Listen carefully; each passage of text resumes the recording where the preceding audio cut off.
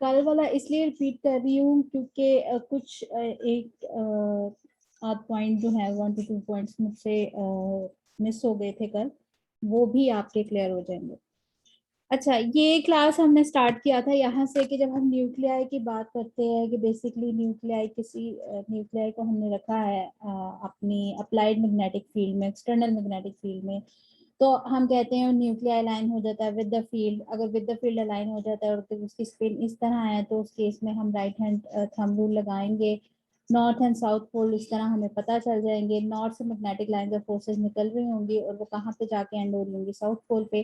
तो बेसिकली अगर आप देखो तो यहाँ ये वाली डायरेक्शन अगर हम देखें तो इस डायरेक्शन में आपकी मैग्नेटिक लाइंस ऑफ फोर्सेस जा रही हैं। Similar is the direction of applied magnetic field के, जो आपकी अप्लाइड मैग्नेटिक फील्ड है वो भी इसी डायरेक्शन में है, और आपकी जो न्यूक्लियाई की जो मैग्नेटिक लाइंस ऑफ फोर्सेस हैं वो भी इसी डायरेक्शन में है, तो एक दूसरे के पैरेलल हो जाती हैं।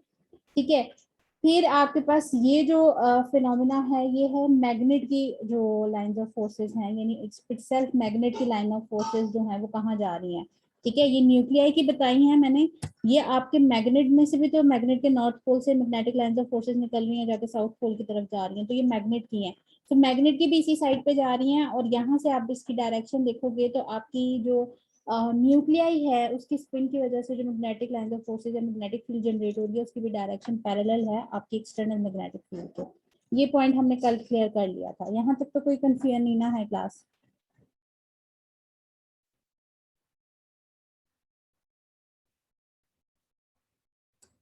No ma'am. अच्छा, उसके बाद फिर हमने बात की थी कि इतना सिंपल नहीं होता। आपके न्यूक्लियाई जो है अगर न्यूक्लियाई की हम बात करें तो न्यूक्लियस के आप सराउंडिंग में या एक्सटर्नल टू द न्यूक्लियस आपके पास इलेक्ट्रॉन प्रेजेंट है, वो इलेक्ट्रॉन्स भी स्पिन कर रहे होते हैं। ठीक है।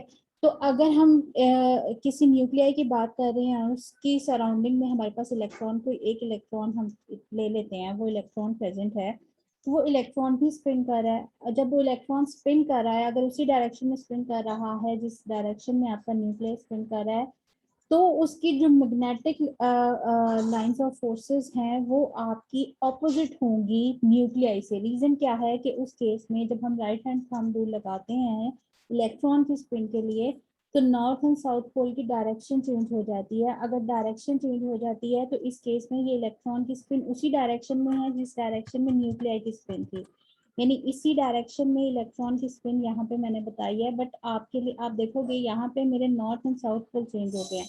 अब नॉर्थ के सामने आ गया, साउथ साउथ के सामने आ गया।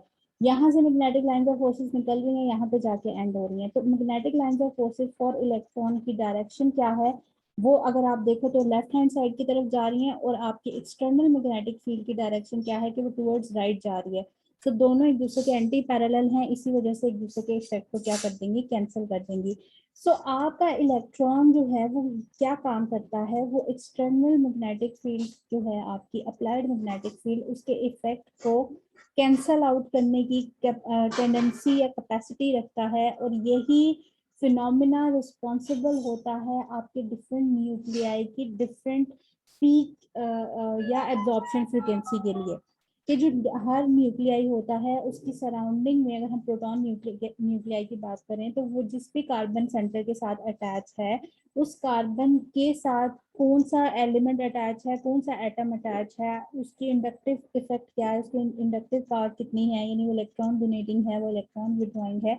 According to its inductive effect, अगर तो आपके पास वो इलेक्ट्रॉन विड्रॉइंग ग्रुप अटैच है, तो वो क्या करेगा, वो कार्बन एनवायरनमेंट से इलेक्ट्रॉन डेंसिटी विड्रॉ करता है। वो अल्टीमेटली इलेक्ट्रॉन डेंसिटी कहाँ से विड्रॉ करता है, आपके न्यूक्लियाई से। ये बातें वो हैं जो हम कल डिस्कस कर चुके हैं। रिपीट इसलिए कर रही हूँ क्योंकि यही पॉइंट जो है क्लास आपके क्लियर होने चाहिए आगे एनएमआर फर्दर पढ़ने से पहले। अच्छा, तो आपने हमने यहाँ तक डिस्कस कर लिया है कि अगर आपके जो कार्बन, जिस कार्बन सेंटर के साथ आपका प्रोटॉन अटैच है, जैसे ये एग्जांपल थी हमारे पास, सपोज अगर आपके पास 1 क्लोरोईथेन है, जो हमने कल डिस्कस की है कि अगर 1 क्लोरोईथेन है तो उसमें ये जो, अगर आप इसको कार्बन नंबर 1 दे देती हूँ, मैं इसको कार्बन नंबर 2 नंबरिंग कर देती हूँ, तो जो कार्बन 1 है उसके साथ 2 प्रोटॉन अटैच हैं। ठीक है, और जो कार्बन नंबर 2 है उसके साथ 3 प्रोटॉन अटैच हैं। अब यहाँ क्या है बेसिकली कि हम प्रोटॉन एनएमआर की बात करें, यानी हम प्रोटॉन न्यूक्लियाई को देख रहे हैं। अब प्रोटॉन न्यूक्लियाई के बाहर क्या है, इलेक्ट्रॉन्स। वो इलेक्ट्रॉन्स बेसिकली कौन से इलेक्ट्रॉन्स हैं, जो ये कार्बन हाइड्रोजन बॉन्ड के इन बिटवीन, कोवलेंट बॉन्ड के इन बिटवीन प्रेजेंट है। यही इलेक्ट्रॉन्स रिस्पॉन्सिबल है इस न्यूक्लियाई को शील्ड करने के लिए। अगर किसी तरीके से ऐसा हो जाए, क्योंकि कोवलेंट बॉन्ड जब बनता है तो इलेक्ट्रॉन्स की शेयरिंग हो रही होती है, और इलेक्ट्रॉन्स की जब शेयरिंग होती है तो आप कहते हो कि हर न्यूक्लियाई का इलेक्ट्रॉन शेयर हो रहा है, तो ऐसा तो होता नहीं है कि आपके पास होल्स क्रिएट हो जाए। ठीक है, जैसे कार्बन हाइड्रोजन बॉन्ड की अगर हम यहाँ पे बात करें तो आपके पास कोवलेंट बॉन्डिंग, इलेक्ट्रोनेगेटिविटी डिफरेंस भी इतना ज्यादा नहीं है। सो जो हाइड्रोजन का न्यूक्लियाई है वो आप समझो, हाइड्रोजन का इलेक्ट्रॉन है समझो वो उसी के पास है, जस्ट ओवरलैपिंग हुई है, थ्रू ओवरलैपिंग यहाँ पे आपके पास जो है वो कोवलेंट बॉन्ड बन गया। लेकिन इलेक्ट्रॉन जो आपका हाइड्रोजन न्यूक्लियाई का है वो भी प्रेजेंट है, closer to the hydrogen nuclei है, और वो आपके न्यूक्लियाई को शील्ड कर रहा होता है। बट जब आप क्लोरो ग्रुप लगा देते हो आपके कार्बन सेंटर के साथ, तो ये क्लोरीन क्या करती है, या ये क्लोरो ग्रुप क्या करता है, ये इंडक्टिवली इलेक्ट्रॉन डेंसिटी को विड्रॉ करता है, क्योंकि ये हाईली इलेक्ट्रोनेगेटिव है। कहाँ से विड्रॉ करेगा, जो सब जिस एटम के साथ ये अटैच है, किसके साथ अटैच है, कार्बन नंबर 1 के साथ अटैच है, कार्बन नंबर 1 से इलेक्ट्रॉन डेंसिटी को विड्रॉ करेगा, मींस इस एंड को क्या कर देगा, पार्शियल पॉजिटिव। अगर इस एंड को पार्शियल पॉजिटिव करेगा तो कार्बन ने भी तो अपनी इलेक्ट्रॉन डेफिशिएंसी को ओवरकम करना है, क्योंकि हमें पता है इंडक्टिव इफेक्ट क्या है, आपके पास चेन फिनोमिना है कि वो चेन थ्रू चेन आगे चलता रहता है, ऑल दो एडजेसेंट कार्बन पे उसका इफेक्ट जो है वो सबसे ज्यादा होता है। ठीक है, तो आपकी ये पूरी की पूरी जो पूरा का पूरा कंपाउंड है ये पोलराइज हो जाएगा थ्रू इंडक्टिव इफेक्ट। कैसे पोलराइज हो जाएगा कि जो कार्बन एंड जो है जिसपे आपके फ्लोरो यानी इलेक्ट्रोनेगेटिव एलिमेंट अटैच है, inductively electron withdrawing group attach है, वो कार्बन आपका पार्शियल पॉजिटिव हो जाएगा। ठीक है, वो पार्शियल पॉजिटिव एंड फिर क्या करेगा, इन दो न्यूक्लियाई से यानी इन दो हाइड्रोजन के साथ जो बॉन्डेड है वो थ्रू कोवलेंट बॉन्ड, तो यहाँ पे जो कोवलेंट बॉन्डिंग में जो इलेक्ट्रॉन है उनको अपनी तरफ जो है वो पुल करेगा, ताकि वो इसके इसके क्लोजर आ जाए, कार्बन एंड के क्लोजर आ जाए, ताकि इसकी डेफिशिएंसी कम हो जाए, जो कि क्यों क्रिएट हो रही है, क्योंकि क्लोरीन इलेक्ट्रॉन डेंसिटी विड्रॉ कर रहा है। सो क्या होता है कि जैसे ही इलेक्ट्रॉन आपके प्रोटॉन न्यूक्लियाई से थोड़ा सा डिस्टेंस पे जाते हैं या उससे दूर होते हैं, तो उन इलेक्ट्रॉन्स का काम क्या था कि उन इलेक्ट्रॉन्स की स्पिन की वजह से जो magnetic lines of forces originate हो रही थी, वो आपकी अप्लाइड मैग्नेटिक फील्ड के अगेंस्ट थी या एंटी पैरेलल थी, जिसकी वजह से वो अप्लाइड मैग्नेटिक फील्ड के इफेक्ट को कम कर रही थी। ठीक है, ये उसी तरीके से है कि अगर आपने एक रेडिएशन रेज हैं आपके पास, उसके सामने अगर आप कोई बैरियर डाल दो तो वो रेस पास नहीं हो सकेगी। सो आप समझो कि मैग्नेटिक लाइंस ऑफ फोर्सेस हैं, वो न्यूक्लियाई पे पड़नी थी, सेंटर में इलेक्ट्रॉन आ गए, इलेक्ट्रॉन ने क्या किया कि बजाय ये कि मैग्नेटिक लाइंस ऑफ फोर्सेस जो है वो न्यूक्लियाई पर डायरेक्ट पड़ती है, पहले उन्हें इलेक्ट्रॉन की को फेस करना पड़ा, इलेक्ट्रॉन की मैग्नेटिक लाइंस ऑफ फोर्सेस को फेस करना पड़ा जो कि उनके अगेंस्ट है।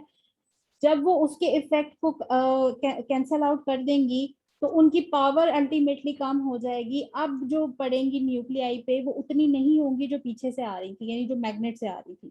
ये बात समझ आ गई ना यहाँ तक?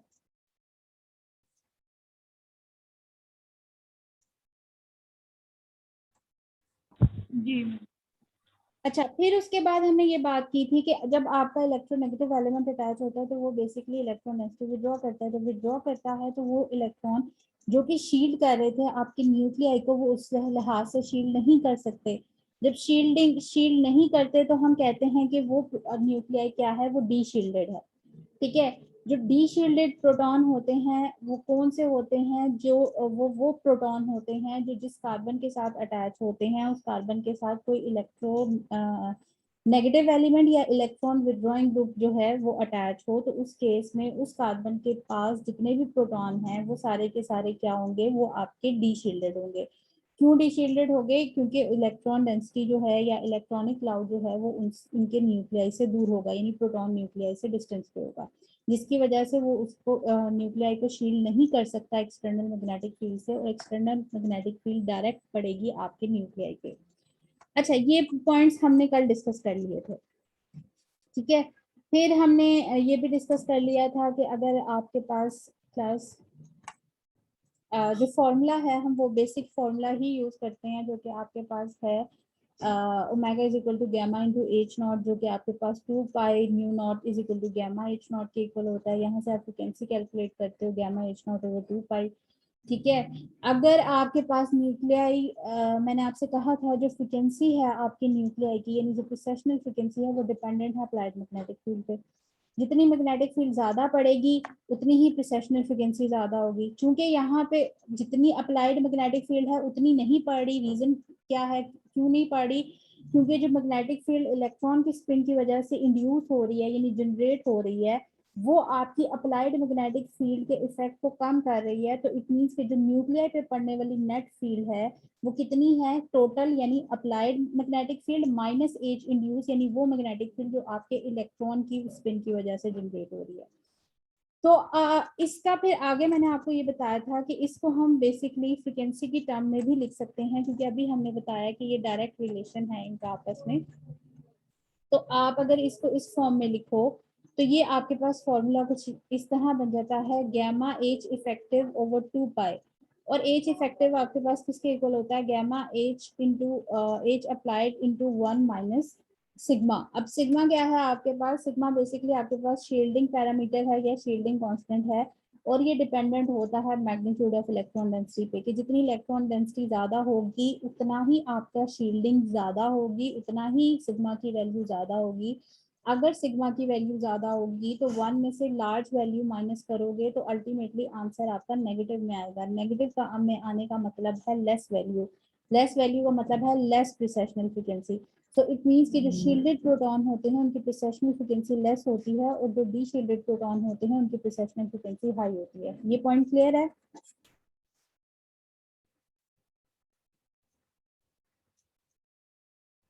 जी मैम। अच्छा, उसके बाद क्लास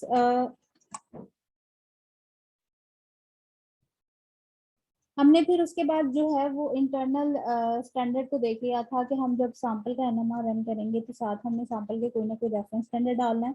वो रेफरेंस स्टैंडर्ड हमारे पास क्या हो सकता है, टीएमएस यानी टेट्रा मिथाइल सेलेन। उसमें आपके क्यों ये as a reference standard use हो सकता है, उसकी कुछ करेक्टरिस्टिक थी कि आपका रेफरेंस स्टैंडर्ड ऐसा होना चाहिए जो केमिकली इनर्ट हो, रिएक्ट ना करे आपके सैंपल के साथ, वोलेटाइल हो, इजीली वेपराइज हो जाए, आपका कंपाउंड इजीली रिकवर हो जाए, उसके प्रोटॉन जो हैं वो हाईली शील्डेड हों, और उसके जो सिग्नल आएगा वो आपने कंसिडर करना है एट 0 हर्ट्ज। यानी इस टेट्रा मिथाइल सेलेन की कुछ ना कुछ एब्जॉर्प्शन फ्रिक्वेंसी है, इसके प्रोटॉन भी किसी ना किसी फ्रिक्वेंसी के साथ प्रोसेस कर रहे होते हैं, इसके प्रोटॉन भी एनएमआर में सिग्नल देते हैं। लेकिन जिस तरह स्टैंडर्ड हाइड्रोजन इलेक्ट्रोड के केस में हम उसकी जब इलेक्ट्रोकेमिकल सीरीज डेवलप करते हैं तो उसकी जो आप कह लो पोटेंशियल है, उसका रिडक्शन पोटेंशियल या ऑक्सीडेशन पोटेंशियल, उसे हम जीरो कंसिडर करते हैं, और उसके अकॉर्डिंग जो है उस कंपेयर करके बाकी एलिमेंट्स को इलेक्ट्रोकेमिकल सीरीज में अरेंज करते हैं। सो यहाँ पे भी टीएमएस की वैल्यू जीरो नहीं होती है एब्जॉर्प्शन सिग्नल की या एब्जॉर्प्शन फ्रीक्वेंसी की, बट हम उसको कंसिडर कर लेते हैं कि वो जीरो है, यानी 0 हर्ट्ज पे जो सिग्नल आपके पास आ रहा है वो आपके किसका सिग्नल है, वो आपके टीएमएस का सिग्नल है। फिर हमने कहा था कि जो आपका टीएमएस है वो तकरीबन जितने भी पोलर सॉल्वेंट है उनमें सॉलेबल होता है, लेकिन अगर आप कोई एक्वस सॉल्वेंट यूज कर रहे हो, यानी अगर आप कोई एनएमआर रन करवा रहे हो किसी कंपाउंड का जो कि आप एक्वस सॉल्वेंट में सॉलेबल कर रहे हो, तो उस केस में टीएमएस आप एज इंटरनल रेफरेंस यूज नहीं कर सकते, क्योंकि इसकी सॉलेबिलिटी नहीं होती एक्वस सॉल्वेंट में। तो इसलिए आप फिर जो है वो आप रिप्लेस कर देते हो टीएमएस को डीएसएस से। ठीक है, ये पॉइंट्स हम कल सारे डिस्कस कर चुके हैं। अच्छा, फिर उसके बाद हमने कहा था कि आपकी जो एब्जॉर्प्शन फ्रीक्वेंसी होती है क्लास, जो कि न्यूक्लियाई आपका जो है वो किस फ्रीक्वेंसी पे एब्जॉर्प्शन कर रहा है, उस एब्जॉर्प्शन फ्रीक्वेंसी को अब हम मेजर करते हैं इन टर्म्स ऑफ डिफरेंस। डिफरेंस किस तरह के टीएमएस के जो सिग्नल है जो कि 0 हर्ट्ज पे आना है, उससे कितने डिफरेंस पे आपके प्रोटॉन की रेजोनेंस फ्रीक्वेंसी है, इसको सब्ट्रैक्ट करने के बाद जो आपकी वैल्यू आती है इन टर्म्स ऑफ हर्ट्ज, उसे आप केमिकल शिफ्ट कहते हो। ठीक है, यहाँ तक भी हम कल डिस्कस कर चुके हैं, ये स्टूडेंट्स के लिए जो कल नहीं थे। अच्छा, उसके बाद आ जाते हैं कि हाँ, कल हमने एक बात की थी कि जो आपका 1.41 टेस्ला का मैग्नेट, अगर आप अप्लाइड मैग्नेटिक फील्ड 1.41 टेस्ला लिखते हो तो वो इन टर्म्स ऑफ फ्रीक्वेंसी किस तरह आप कैलकुलेट कर सकते हो कि 1.41 टेस्ला जो है वो आपके पास जो है वो 14100 गॉस के इक्वल होता है, यानी आपके पास जो है वो 1 tesla is equal to 10⁴ gauss. तो इस तरह ये रिलेशन है, इसको मैंने यूनिट चेंज किया है, ठीक है। जहां आपका गैमा है वहां पे आपने गायरोमैग्नेटिक रेशियो पुट करनी है फॉर प्रोटॉन न्यूक्लियाई, जो कि रिपोर्टेड है इतनी ही होती है, ठीक है। उसके अलावा H not applied magnetic field अगर 1.41 टेस्ला है तो गॉस यूनिट में वो इतनी आएगी, ठीक है।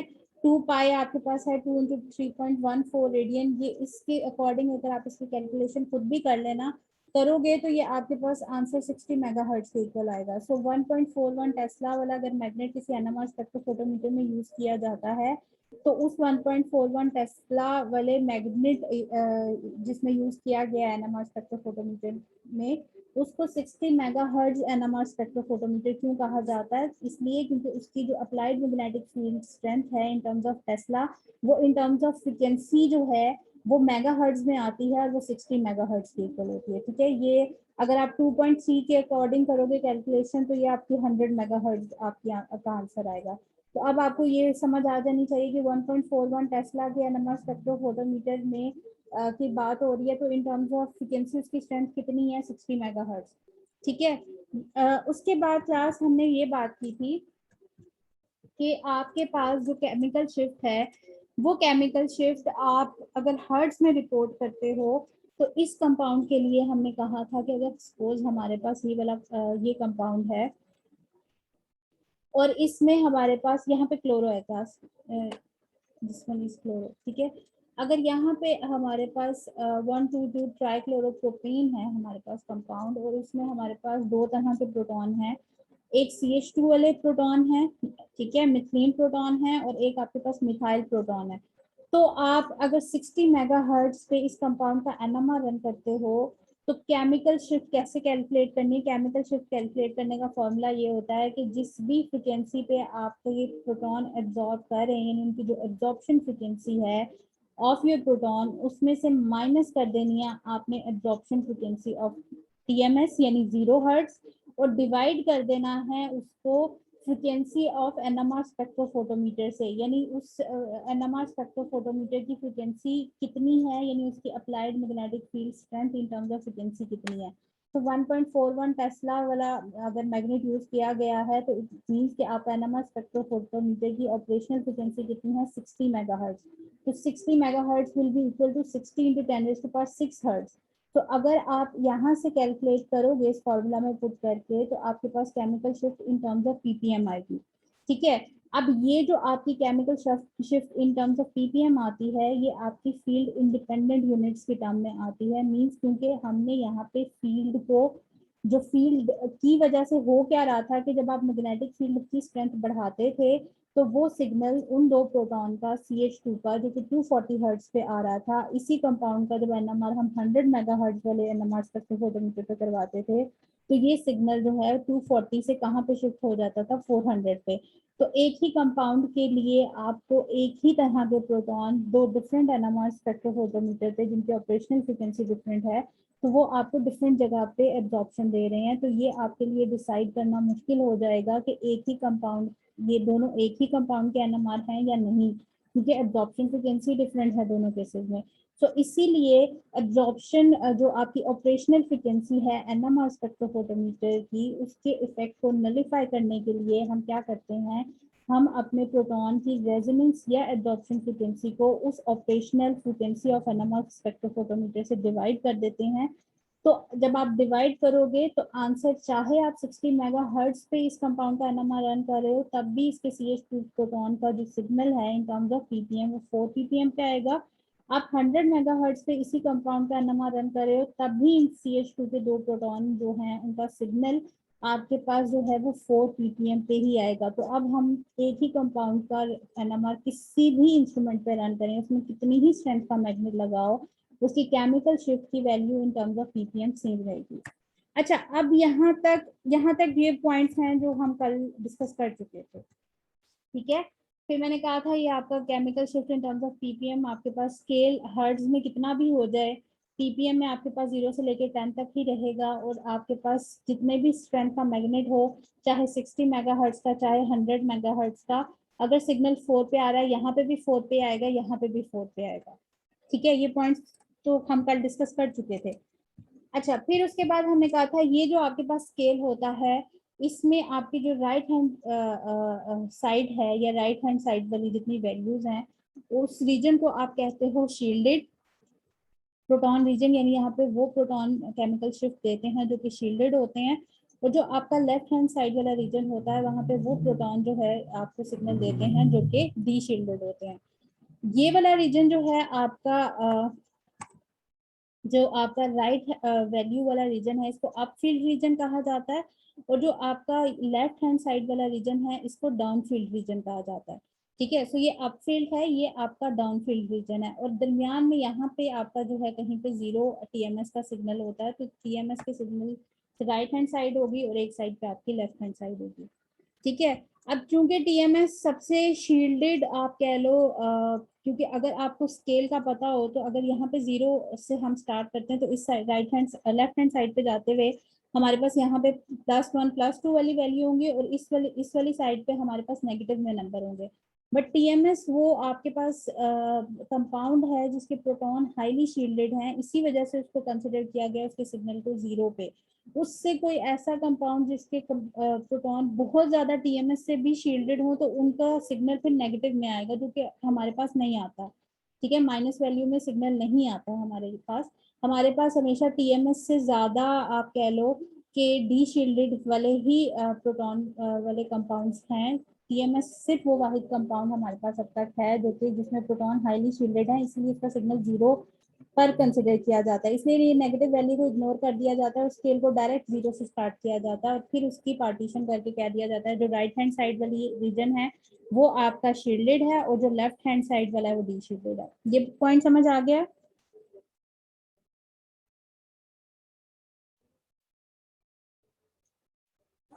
मैम मतलब कि कोई भी जो नंबर होता है उसके अंदर शील्डेड वैल्यूज नहीं आती? कोई भी ऐसा मतलब कंपनी है जो शील्डेड हो कंप्लीटली? आती है, मैं कह रही हूँ जितने भी कंपाउंड्स हैं वो आपके टीएमएस से लेस शील्डेड है, टीएमएस आपका हाईली शील्डेड है। ठीक है, सो इसीलिए स्केल ये जो नेगेटिव वाली वैल्यू है यहाँ पे वो नेगेटिव नहीं लिखते, आपकी बुक में भी आपने देखा होगा जो स्केल लिखा गया है उसमें -1 यहाँ पे नहीं, माइनस वैल्यूज नहीं लिखी गई। 0 से स्केल स्टार्ट करते हैं, 0 से स्टार्ट करते हैं तो इट मीन्स कि 0 पे जो चीज है वो हाईली शील्डेड है। ठीक है, और वो क्या है टीएमएस, टीएमएस के बाद जो सिग्नल आ रहा है वो 1 2 3 4 5 6 से लेके 10 पीपीएम तक है। अब उस रीजन को फिर डिवाइड कर देते हैं left and right hand side पे। बात समझ आइए? मतलब कि जी मैम, मतलब कि जो टीएमएस है वो सबसे ज्यादा शील्डेड है। हाँ, ठीक है, तो इसलिए अब स्केल जब 0 से स्टार्ट करना है तो उस स्केल को जब 0 से स्टार्ट करोगे तब भी उसकी right and left hand side partition करोगे, तो आप कह देते हो जो राइट हैंड साइड की तरफ रिलेटिवली सिग्नल है वो शील्डेड प्रोटॉन का होगा, और जो लेफ्ट हैंड साइड की तरफ सिग्नल है वो डी शील्डेड का होगा। समझ आ गया? जी। और अच्छा, एक पॉइंट क्लास जो मैं अभी आपसे डिस्कस कर रही थी आपने कल नहीं पूछा, वो ये था, फिर मैंने कहा था कि आपके पास जो सिग्नल है वो कैसे आता है कि जो आपके डी शील्डेड होते हैं उनका सिग्नल पहले आता है और जो शील्डेड होते हैं उनका सिग्नल बाद में आता है, इसलिए आप कहते हो कि आपका NMR spectrophotometer left to right scanning कर रहा है, कि लेफ्ट पे सिग्नल पहले आ रहा है, लेफ्ट पे स्कैनिंग पहले हो रही है, फिर राइट साइड पे स्कैनिंग हो रही है। ठीक है, आपने मुझसे ये नहीं पूछा कि ma'am left to right signal तो आ रहा है, ठीक है,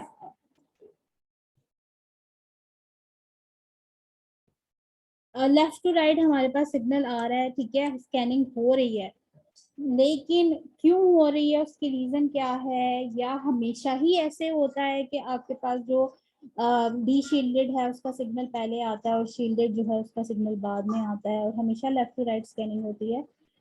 ये क्वेश्चन आपको पूछना चाहिए था और ये क्वेश्चन बनता भी है। ठीक है, अच्छा, अब आते हैं कि उसी रीजन को मैं क्लियर कर रही हूँ यहाँ पे। देखो, हमारे पास दो तरह के मेथड हैं एनएमआर स्पेक्ट्रा रन करने के या एनएमआर स्पेक्ट्रोफोटोमीटर रन करने के। वो क्या है? Field sweep and frequency SVEEP.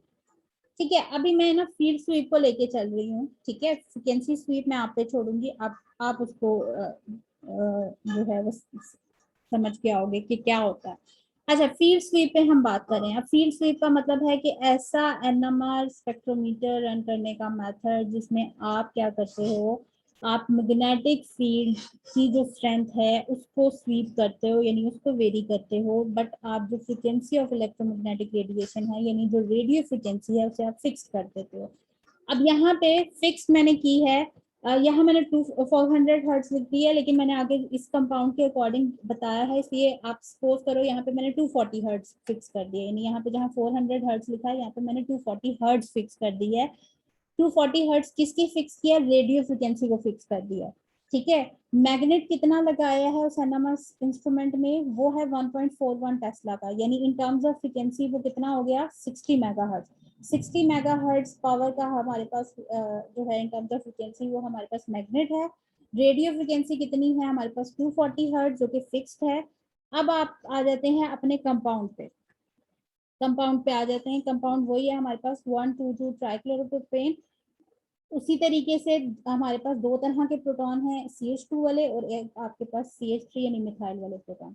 अब उसी तरीके से ये वाले आपके पास क्या है? डी शील्डेड हैं। ये वाले प्रोटॉन आपके पास क्या है? शील्डेड है। डी शील्डेड को पहले देख लेते हैं। डी शील्डेड क्या होते हैं? डी शील्डेड जो प्रोटॉन होते हैं उन पे पड़ने वाली नेट मैग्नेटिक फील्ड जो है या इफेक्टिव मैग्नेटिक फील्ड वो ज्यादा होती है, जिसकी वजह से वो हायर फ्रिक्वेंसी पे प्रोसेस कर रहे होते हैं। रीजन क्या है? क्योंकि एच इफेक्टिव की वैल्यू इन प्रोटॉन के लिए ज्यादा है। रीजन क्या है फिर? कि इस केस में आपकी जो सिग्मा है, इलेक्ट्रॉन डेंसिटी जो है, सिग्मा की वैल्यू है, शील्डिंग कांस्टेंट की वैल्यू है, वो लेस है। सो अगर सिग्मा लेस है तो ये आंसर आपका जो है वो पॉजिटिव नंबर में आएगा, which means resonance frequency in proton की ज्यादा है या इन पे पड़ने वाली नेट इफेक्टिव मैग्नेटिक फील्ड ज्यादा है। ठीक है, अगर इनकी प्रोसेशनल फ्रीक्वेंसी ज्यादा है तो इनके चांस या आप कह लो कि इनकी प्रोबेबिलिटी ज्यादा है कि इनकी फ्रीक्वेंसी, रेजोनेंस फ्रीक्वेंसी जो है वो मैच करे आपकी रेडियो फ्रीक्वेंसी के साथ। यानी जो 240 हर्ट्ज मैंने बाहर एक्सटर्नली फिक्स की है रेडियो फ्रीक्वेंसी को, यहाँ पे जहाँ पे 400 लिखा हुआ वहाँ पे 240 कर लेना, वो आगे कैलकुलेशन के अकॉर्डिंग मैंने इसलिए 240 कर दिया। अच्छा, 240 हर्ट्ज जो मैंने फिक्स की है, आपके इन डी शील्डेड प्रोटॉन के चांसेस ज्यादा हैं क्योंकि इनकी प्रोसेशनल फ्रीक्वेंसी जो है वो इन प्रोटॉन से हमेशा ज्यादा होगी, तो इनके चांसेस ज्यादा हैं कि ये 240 हर्ट्ज के साथ पहले मैच करेगी। तो ये 240 हर्ट्ज के साथ पहले मैच कर जाती है आपके 60 मेगा हर्ट्ज वाले इंस्ट्रूमेंट पे ही, यानी 1.41 टेस्ला वाले ही मैग्नेट पे। 400 हर्ट्ज पे क्या हो जाती है कि इनकी जो ये जो दो प्रोटॉन हैं इनकी प्रोसेशनल फ्रीक्वेंसी जो है वो 400 हर्ट्ज है, और बाहर 240 हर्ट्ज है, और बाहर जो रेडियो फ्रीक्वेंसी आपने फिक्स की है वो भी 240 हर्ट्ज है। तो अगर दोनों 240 हो गई हैं तो क्या हो जाएगा? आपका रेजोनेंस फिनोमिना हो जाएगा। ये प्रोटॉन जो है रेडियो फ्रीक्वेंसी को एब्जॉर्ब करेंगे, अल्फा से बीटा स्पिन में चले जाएंगे, स्पिन फ्लिपिंग हो जाएगी। जैसे ही एब्जॉर्प्शन होगी आपको आपके पास सिग्नल आ जाएगा इन दो प्रोटॉन के एब्जॉर्प्शन का। अब आते हैं कि इट मींस कि ये वाले प्रोटॉन आपको पहले सिग्नल देंगे। कहाँ पे सिग्नल देंगे? ये आपको सिग्नल देंगे आपको डाउनफील्ड रीजन में। डाउनफील्ड रीजन में क्यों सिग्नल देंगे? क्योंकि जितने आपने 60 मेगाहर्ट्ज का एक की पावर लगाई है या 1.41 टेस्ला का मैग्नेट लिया है, आपको ये सिग्नल आ गया, इसके लिए एब्जॉर्प्शन आ गई। अब इन तीन प्रोटॉन जो है, ये तीनों प्रोटॉन इस 60 मेगाहर्ट्ज पे 240 हर्ट्ज के साथ प्रोसेस नहीं कर रहे। क्यों नहीं कर रहे? क्योंकि इनकी प्रोसेशनल फ्रीक्वेंसी लेस है, क्योंकि ये शील्डेड है। तो अगर मैंने बाहर रेडियो फ्रिक्वेंसी फिक्स कर दी है 240, तो मुझे इनकी भी प्रोसेशनल फ्रिक्वेंसी कितनी करनी पड़ेगी ताकि इनमें भी रेजोनेंस फिनोमेना हो? 240 ही करनी पड़ेगी। ये पॉइंट समझ आ रहा है क्लास या नहीं?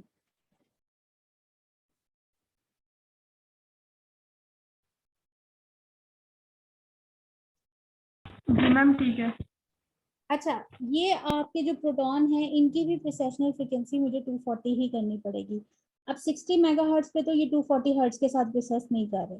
ठीक है, अगर ये कर रहे होते तो ये सिग्नल देते, ये कर ही नहीं सकते क्योंकि ये शील्डेड है। तो इट मीन्स कि मुझे 60 मेगाहर्ट्ज तो नहीं अब चाहिए, अब मुझे मैग्नेट की पावर क्या करनी पड़ेगी, बढ़ानी पड़ेगी, यानी मैग्नेटिक जो फील्ड स्ट्रेंथ है या अप्लाइड मैग्नेटिक फील्ड है उसकी स्ट्रेंथ को स्वीप करना पड़ेगा, यानी चेंज करना पड़ेगा। चेंज क्या करना, कितना करना पड़ेगा कि सपोज अगर मैं यहाँ पे मैंने कैलकुलेटेड वैल्यू लिख दी है कि 60 मेगाहर्ट्ज से क्लास में जाऊंगी 107 मेगाहर्ट्ज पे, ठीक है। 107 मेगाहर्ट्ज का मतलब है कि 60 मेगाहर्ट्ज से मैंने अप्लाइड मैग्नेटिक फील्ड स्ट्रेंथ को इंक्रीज किया है, जो कि इन टर्म्स ऑफ टेस्ला कितनी आती है कि 60 मेगाहर्ट्ज वाले इंस्ट्रूमेंट की टेस्ला में अप्लाइड मैग्नेटिक फील्ड स्ट्रेंथ थी 1.41। लेकिन जब मैंने 60 मेगाहर्ट्ज वाले मैग्नेटिक जो आपके पास मैग्नेट है उसको रिप्लेस किया 107 मेगाहर्ट्ज वाले पावर वाले मैग्नेट के साथ, तो इन टर्म्स ऑफ टेस्ला उसकी पावर या अप्लाइड मैग्नेटिक फील्ड स्ट्रेंथ कितनी है 2.5 टेस्ला, तो ये इससे बढ़ गई है। अब जब आप अप्लाइड मैग्नेटिक फील्ड स्ट्रेंथ बढ़ा दोगे तो हमारे पास एक रिलेशन है ना कि precessional frequency is directly proportional to the applied magnetic field, बल्कि हम उसको लिख सकते हैं कि precessional frequency is directly proportional to the H effective, ठीक है। सो अब इस केस में जब आप बाहर से बढ़ा रहे हो एच अप्लाइड, तो क्या एच इफेक्टिव भी नहीं बढ़ेगी?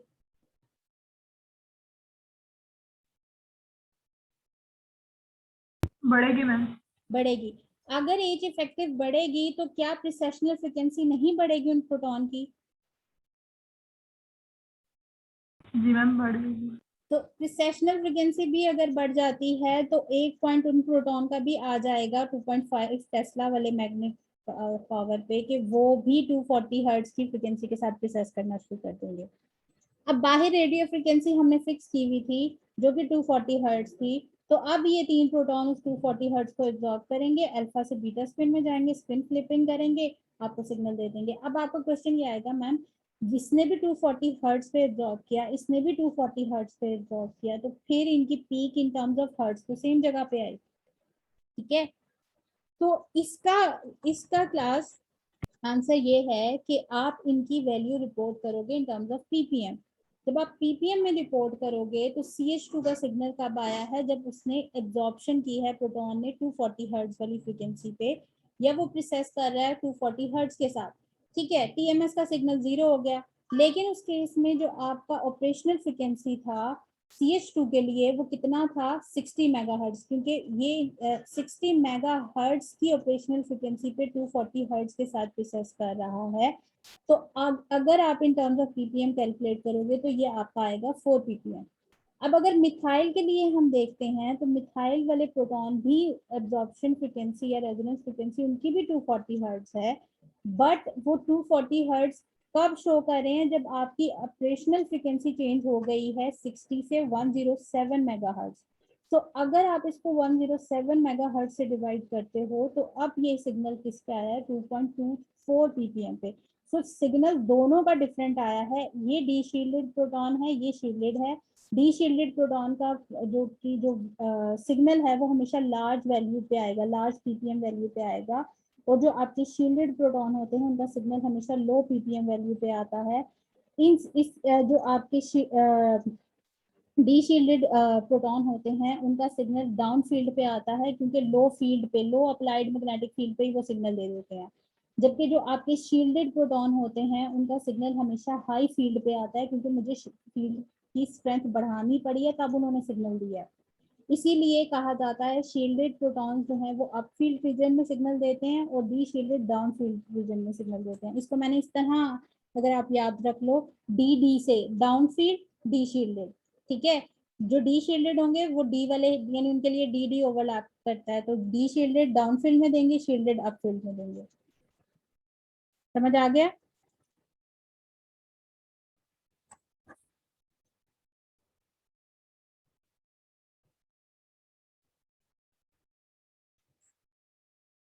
क्लास समझ आया या नहीं?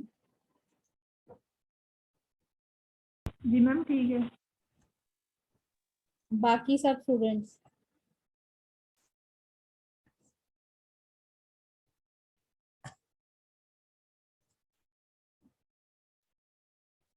क्लास कुछ पूछ रही हूँ मैं आपसे। Yes, ma'am. Yes, ma'am. अच्छा, ये जो 107 मेगाहर्ट्ज है, ये फॉर्मूला क्लास आपको अगर याद है तो आप इसी फॉर्मूले को यूज करते हुए एच नॉट को आप न्यू नॉट में चेंज कर सकते हो, यानी टेस्ला यूनिट को आप हर्ट्ज में चेंज कर सकते हो। तो यहाँ 107 मेगाहर्ट्ज जो मैंने इंस्ट्रूमेंट की पावर लिखी है इन टर्म्स ऑफ टेस्ला वो कितनी बनती है, तो उसको भी आप इसी फॉर्मूला से कैलकुलेट कर सकते हो। यानी H not will be, H not अगर आपने यहाँ से कैलकुलेट करनी हो, यानी इन टर्म्स ऑफ टेस्ला अगर आपने मैग्नेटिक स्ट्रेंथ कैलकुलेट करनी है मैग्नेट की, तो आप क्या फॉर्मूला आपके पास हो जाएगा, 2 pi nu over gamma. Gamma आपके पास कितना है, 26764, 2 पाई 2 इंटू 3.14, और आपके पास कितनी फ्रिक्वेंसी का मैग्नेट है, 107 मेगाहर्ट्ज का। तो इन टर्म्स ऑफ गॉस और या फिर टेस्ला में किसके इक्वल आएगा, गॉस में हमारे पास आएगी 25106 गॉस, और टेस्ला में इसको हम लिखेंगे 2.5 टेस्ला। ठीक है, तो ये आपकी कैलकुलेशन हो गई। फिर उसके बाद ये सिग्नल है हमारे पास कि अगर हम ये जो मैं भी बात कर रही थी आपके पास कि ये नेगेटिव वाली साइड पे सिग्नल आता ही नहीं है, क्योंकि हाईली शील्डेड जो है आपके पास वो टीएमएस है, तो इसीलिए